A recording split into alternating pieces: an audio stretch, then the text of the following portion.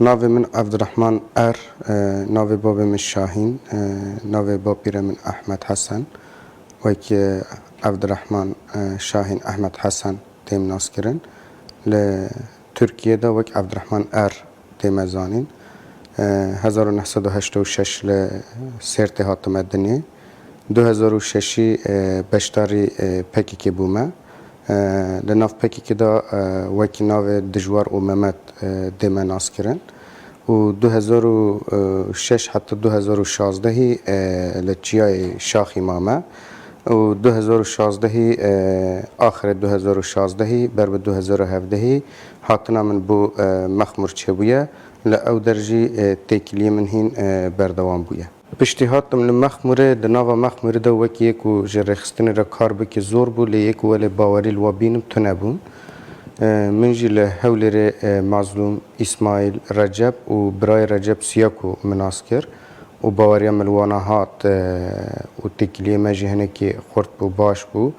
لمانگه چار مظلوم چویناویا لقندیل چبول ورقاس مانگه کلوه در ما پشتی مانگه که جارد وگریه هات به هولره ورما وگره ما هفدو دید ام هفدو را هنکی پیوین من نقاش کر لپشتی وی لبوتانش مرا فوترافه کی فریکر اوی فوترافی جی مجبو مظلومی فریکر کم من نزانه او شخصا بکیه لپشت را دورا مزانی که او ظلام ناوی خو عثمان köse خبرکارکی قنصل خانه ترکا یا باجار هولیریه جارکی مظلوم شوپاندنا وی کر و تصویر ویج بو من فریکر مجیج بو بوتانی فریکر بوتانی گو اوی کسی گریکون توام بکنه جبو مظلومی یعنی گویی بکوجنه مظلومی او چاخی گو امن نشمه جبرکو من تماشا کر دو پاسوانی وی لپشت وی هیا اگر یک کس به امن دکارمه لدما بو سه کس از نشمه پشتوی بوتانی دو نفر شاند یک شوانه احمد یک شوانه آلان لدوانا دبانجه و پلاقه سیاره بخورا آنی بون هفته مانگا هفته 2019 بیانی من مظلوم احمد آلان ما هفدو دید اوانا گوتن ام آمدن جبو او خبرکار قنصل خانه شغل خو بدن مشاندن لوی چاخیج بوتان رساله کیش بو مهات گوت او عثمان köse خبرکار قنصل خانه ترکیه هولره ایور حقبازی پیوست هون هرن او در شغلوی توام بکن و مظلوم احمد و آلان ام شفدو جدا بون اوانا چون جه قافه امن ناو هولی دا من جی شخرا پیاسه دکر لپشتی وی وقت که مظلومی تلفن کرگو او شغلات تمام عثمان و پاسوان نوی امن حال کریه چاره سر کریه و تلفن قپات کر و امن جیش بو بوتانی را گو مجیش بوتانی را گو او عثمان و پاسوان نوی هر سه تمامن و بوتان یک سر تلفن قپات کرد و گو جاردن بوم تلفن نکه حتی از تا گریا پشتی بویر پیک هات لمظلوم دمکی کرتا تلفنش بوم وکر و گو روشا من نباشه نینگی خدا بریندارم و عجلت وری آریکاریا من از نشم تشتکی بکیمه مگو از نشم نهاورم لی از برادرکیش بو تفریکم من تلفنش بو اسماعیلی وکر مشقا مظلوم گوهتو بو از ناف قبرستانا بشتا فامیلی مولمه اسماعیل چو وین داره لگل مظلوم سیاره خلور راوستاند و به سیاره اسماعیلی چونه مالا رجبی لشورشون ده تلفنش بو مکرن تو جواری مالا رجبی از چون مالا رجبی من تماشا کر مظلوم برینوی قپات کرنه لی اوقا شهرازان نبوی رجب وانا جبو قپات کرنه جبو جار دویامین مگازی اسماعیلی کر اسماعیل بخواه هات باش و پاق برینوی قپات کر و رجبی جی همان دمی در کج دروا چو سیاران مظلومی جی ناو گورستان در بخه او رو جی امالا رجبی من حتی پشتی نیرو لساعت چاری پشتی نیرو ساعت چاری رجب ام تسلیم سیاکو کرن سیاکو ام گرتن برن لسر 6 متر شرکا زوزک یا دورا اسکانه او داری حتی بیانی ساعت 4 ام لورمان لچار بو سیاکو تلفونه که هات گفتن رجبی سردست کرنه هات یه گرتن سیاکو گو پیوسته هونش ور در بچن لیمه گو جه که ام بچن تونه اوی گو از و بمالا صدقی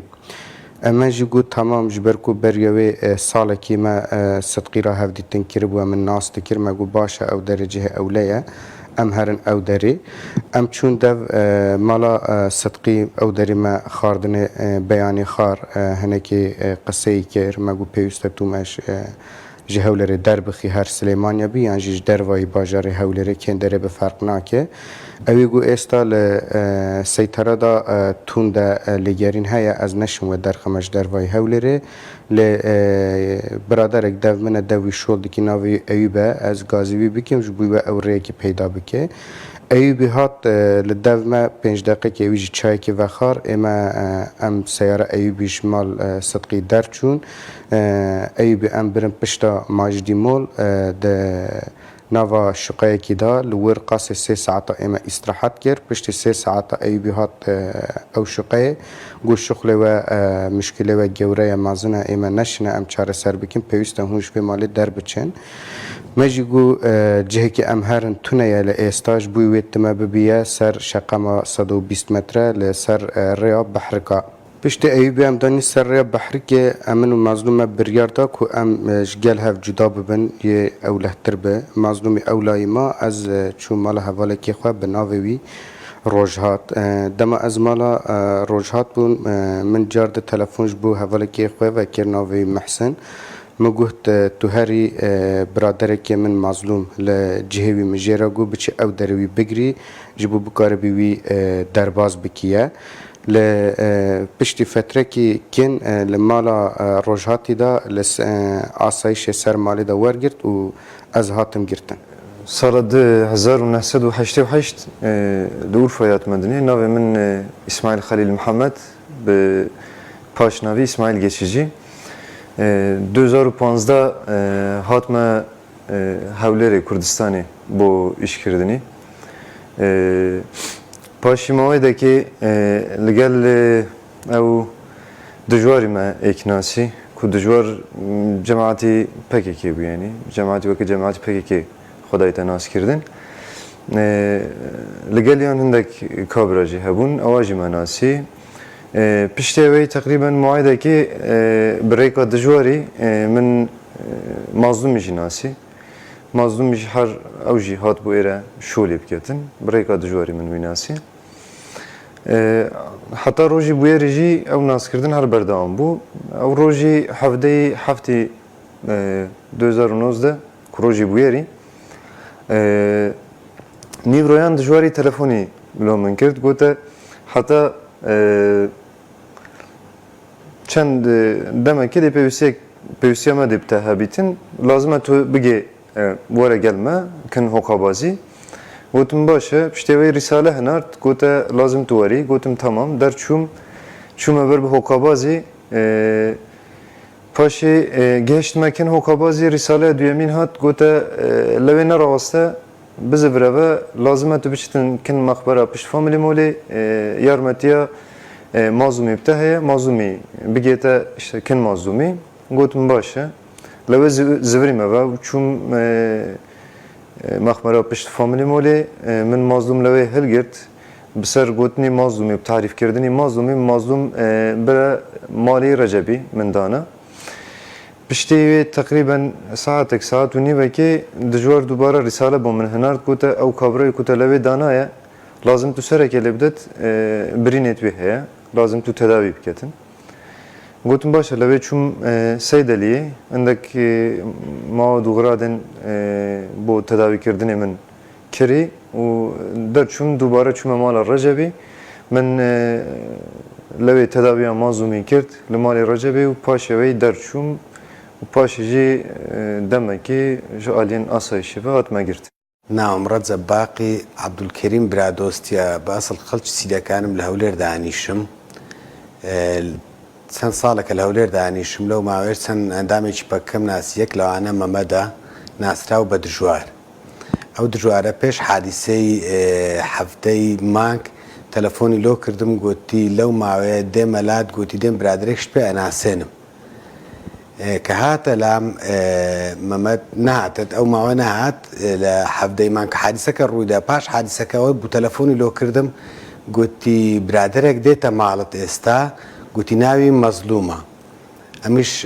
چاوەڕێم کرد وەختێک ئەو برادەرە هات گەنجێک بوو لاقیشی بریندار بوو تەماشم کرد لاقیشی بریندار بوو لە ماڵێ دامنا تەماشی برینەکەیشم کرد و تۆزێک تیماریشم بۆ کرد و دوای برینەکەیم پێچاوە و ئەوە بوو مەمەد ناسرااو بە دژوار تقریبەن 10 دقە چارێکێک پاشەوی هات کە هات تەماشای کرد و گوتی دەبی ئەو برینەیە ببەسترێت و باش چارەسەر بکرێەوە چارەسەر نییە تەلەفۆنی لۆ کوڕەکی برادەری کرد بە ناوی ئیسماعیل وا بزانم معاون توب شتێکی وا بوو ئەو معاون توبەش هات ئەو ئیسما ئەو کوڕی چارەسەر کرد و برینەکەی لۆ پێچەکە ناوی ئیسماعیل بوو معاون توبەکە برینەکەی لۆ چارەسەر کرد و پێچای و دوایە ئەوان ڕۆیشتن کە ئەو معاون توبە ڕۆیشت من و مەمەد و ناسرا بە دژوار دەگە مەزلوم ماینەوە لە ماڵێ کەی سەرحەتیان کرد لە ماڵێ دوای مەمەد پێی گوتم دەبی فڕەکی شێستی لێ بدەی بزانە چی هەیە دەنگ و باسی شێستی و مەفرەزاتی ئاسایش و سەرش لەو سیارەی بدەی کە لە شێستی بەجێمان هێشتووە لە قەبستان بەجێمان هێشتووە قەبستانی شێخ ئەحمەد ئەوە بوو ئەمیش چووم فڕەکی شێستیم لێدا دوای کە چوومە قەبستانی تەماشەم کرد سیارەکە لەوەیە و ئیتر من گەڕامەوە ماڵەوە کە گەڕامەوە ماڵەوە لەوێ مەمەد ناسرااو بە دژوار لەگەڵ مەزلوم هەر لەوێ بوون شەو لە لاممانەوە تا ڕۆژی پاش ترشنانی نیوەڕۆمان خوارد دوای تەسلیم بە دوای عەسرەکەی تەسلیم بە سیاکۆی برام کردن کە سیاکۆی برام لە کۆمپانیای زۆزک لەسەر شێستی دەوامەکە دواتر ئاسایش ئەمنیان دەستگیر کرد ئەمن ناوم ئەیوب ئیبراهیم مەلا ئەحمەدە برادۆستم لە عەشیرەتی برادۆستم لە هەولێردا دەنیشم لە ڕۆژی 19 هەفت بەرەبەیانیەکەی تەلەفۆنەکەم لۆ هات لەلایەن بەڕێوەبەری کۆمپانیاکەم کە من کار دەکەم لە کۆمپانیای زۆزک بە ناوی کاک سدقی تەلەفۆنی لۆ من کرد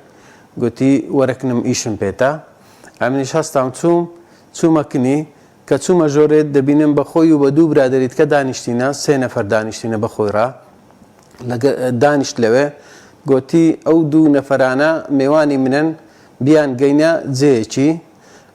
جێیەکەش یعنی با بڵێم شوقەیەک بوو بردمە شوقەی دامنا على ئەساس هەتا 2 ڕۆژ هەندێک ئیشیان هەیە ئیشی خۆیان حەل بکەن و دوای ئەوە دەکەن ئەمنیش دامنان لەوێ و ڕۆیشتم چوومە ماڵەوە کە چوومە ماڵەوە دوای نیوەڕۆیەکەی دیسان تەلەفۆنەکەم لەوات هەر لە لای کاک سدقیەوە گوتی بڕۆ ئەو نەفەرانە پێیان بڵێ کەشف بوونە و جێیان لە کنەمە نابێتەوە بالۆ خۆیان بڕۆن ئەمنیشت گەڕامەوە شوقەکەی نەفەرەکانم هەڵگرتن پێم گوتم کاک سدقی گوتی دەبی بڕۆن لێرە کەشف بووینە دەبی لێرە بڕۆن گوتیان دەتوانێ ئەمە هەتا سەرجادەکەی بەی گوتم بەڵێ فەرمونون هاتن لەگەڵم هەتا سەرجادەی 120 دوای لەوێ گوتیان دەتوانی بمانگەینە ڕێی بەحرکەی گەیاندمە ڕێی بەحرکەی لە بن جسری 120 لە بەحرکەی دابەزین ئەوانم بەجێ هێشت و ئەمن گەڕامەوە ماڵەوە بخۆم ناوم سدقی کەریم خان محمود برادۆستیە بەڕێوەبەری کۆمپانیای زۆزکم لە هەولێر لە گەڕەکی مفتی دانیشم مالی دەم 1970 ڕۆژی 19 مانگ هاتن بانجیان کردم گوتیان 2 نەفەر لە خوارێ دەیانەوێ بتبینن کە چووم یەکەچانم دەناسی کە ئەوەی ناوی مەمەدە شەمزانی کە ئەوەیە پەکەکەیە ئەوەی ترم نەدەناسی تەوان پێیان گوتم مەمە لێمان قەومایە کو دەتوانی یارمەتیمان بدەی بمان حەوینەوە کە بچینە دەرەوەی هەولێر میش گوتمە من ناتانم یارمەتیتان بدەم لەبەرەوەی ڕێگاوبان هەمووی گیرایە گوتیان باشە چۆن دەتوانی میشبانجی یەکێک لەو مۆزەفەکانی کۆمپانیام کرد کە ناوی ئەیوبە لە لای خۆم ئەیوب گوتم زانت ئەو برادرانە بگەینە جێگایەک چۆن دەبی گوتی دەتوانی جێگایەکمە لۆدابین کەی ئەیوبش گوتی بە لە جێگایەک هەیە ئەمە دەتوانم دابنیشن لەوێندەرە میش گوتم باشە بیان بە کە چوون پاشی وەی بە چەند سەعاتێک کە زانیم ئەوانە ئاسایش لە دویتیان تەلەفۆنم لۆ ئەیوب کرد گوتم ئەیوب ئەوانە ئاسایش بە دوایانەوە بەڕەڵایەن کە لەو جێەکەی ئەتوو لە دانەنێ با لەوێندەر نەبینن با لە دەستەمە نەگیرێن لە شوێنی مەنەجیرن دوایەوە ئەیوب کە تەلەفۆن لۆ ئەیوب کرد کە بەڕەڵایان کەتوو لە جێگایەکە نەجیرن ئەیوب خەبەری دامەوە گوتی کاکەوانم بەڕەڵاکردن و تەواو پاشی دەمەک ئەمن دەستگیر کرام لە لای ئاسایشەوە